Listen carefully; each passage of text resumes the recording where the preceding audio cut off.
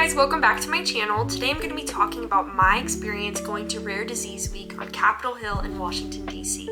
If you're interested about how I became a disability advocate, I have this video right here that will tell you a little bit more about that. But otherwise, without further ado, let's go ahead and get started.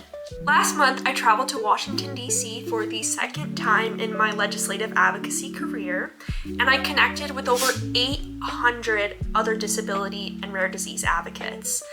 And although we all had varying diagnoses or different life experiences, we were all there with one common goal in mind, and that was to protect and promote legislature that would improve the lives of people living with rare diseases. Before we could meet with our elected officials on Capitol Hill, we had to attend a legislative conference so that we could educate ourselves on the main legislative priorities that are happening within the rare disease space, as well as the opportunity to hear from speakers that are in the rare disease community.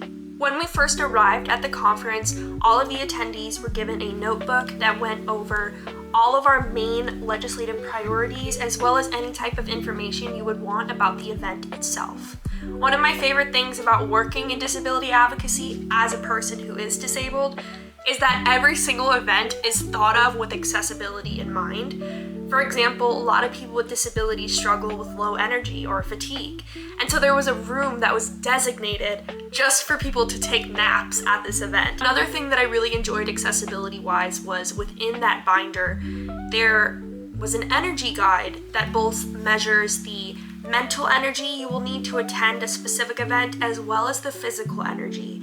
I honestly had never seen another place do this, and I thought this was a great addition to have to promote accessibility and inclusion. This year, we had 4 main legislative priorities. Our first legislative priority was to protect and support the field of biomedical research as well as public health agencies such as the CDC, NIH, or FDA. Recently, we've been seeing some issues arise in this area such as funding cuts, removal of key experts, as well as censorship of grant applications. Not only does this harm people within the rare disease community, but also public health as a whole. Our second legislative ask was to review what's called the Pediatric Priority Review Voucher. PRV focuses on companies that are developing drugs as well as creating clinical drug trials. We know that this field is very high risk and it's very expensive. The majority of drugs that are in clinical trials ended up needing to be tweaked or fixed to where they have to start the whole process over again. So what PRV does is it reduces wait times for clinical trial approval, as well as streamlining access to funding and resources that would be needed for those clinical trials. We know that out of all rare diseases, only 5% have an actual FDA-approved drug, so this legislative ask is extremely important. Our third legislative ask was to support the Accelerating Kids Access to Care Act. We know that specialty care for chronic diseases often isn't available locally, and many families have to end up crossing state lines in order to get the care that they need. This process is even more difficult for children who are on state Medicaid programs, because in order for them to see a doctor that's out of state, that doctor then has to enroll in the patient's home state Medicaid plan in order for that care to be covered. So what this act does is it streamlines the process for insurance coverage for doctors that are seeing out-of-state patients so that their care can be covered. This is extremely important because half of kids in America are on state Medicaid programs, and we know that 70% of rare diseases emerge in childhood. It's absolutely crucial for these kids to get the care that they need, not only for their physical well-being, but also their mental and social well-being. Our last legislative ask was for senators and representatives to join what's called the Rare Disease Caucus. This is a yearly meeting that has all the up-to-date information regarding the rare disease community, as well as workshops for elected officials to help create new bills that would protect and improve the lives of people living with rare diseases. So after the legislative conference was done, we moved on to meetings with legislators on Capitol Hill. This is always my favorite just because I love public speaking and I love being able to share my story and then make a difference with that. But the first step in any type of legislative advocacy is to create your testimony. What are you going to be talking about? What bill are you hoping for that elected official to co-sponsor?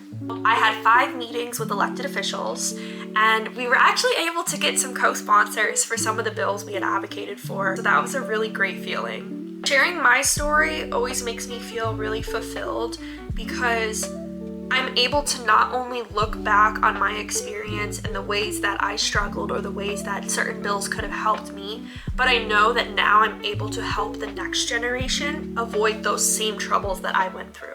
It also helps me feel like there's a reason for my pain, if that makes sense. Sometimes people will tell you everything happens for a reason. Personally, I don't believe that. I believe that we create and we choose our own meaning so that we're able to come to terms with what happens to us. And with legislative advocacy, I feel like that's how I come to terms and process everything that I've gone through and turn it into a purpose so that other children don't have to go through the same thing.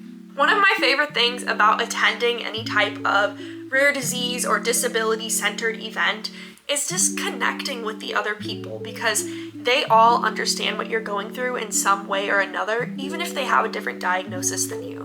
I actually connected with a few of the other young adults that have rare diseases that were there at that event. And it was amazing because we ended up talking and talking. We were like, let's just go get dinner. Let's share our stories and just really be there for one another. And it was great because we're able to talk about, of course, everyday life things, right? We're all in our either 20s or early 30s.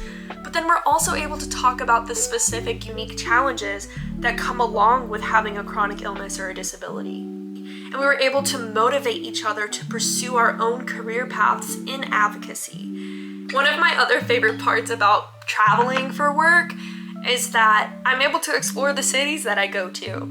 And so the way that we booked it, I had a few extra days in the beginning so that I could go and explore DC. And so I went back to the zoo, which was great because last year when I went, I ended up passing out at the zoo from my condition. And so I didn't even get a chance to see everything. And this year they even had baby pandas, which were so cute. And my friend Madeline and I ended up going to a few of the museums and the art museum and going to gift shops and spending an absurd amount of money. Overall, I had a really great time and I feel like this just reaffirms my path into advocacy and it shows me that yes, this is what I want to do and I'm so excited to be able to do what I love as a job. I hope to go back to DC next year, either for Rare Disease Week or for the Disability Policy Seminar. But I can assure you this is not my last time in DC. I will definitely be back. Alrighty, so we are at the end of the video. I want to thank you guys for watching and I hope that something resonated with you. Feel free to check out my other videos about chronic illness and disability and know that you are not alone. No matter if it feels like it, you are not alone. And I will see you guys in my next video. Bye!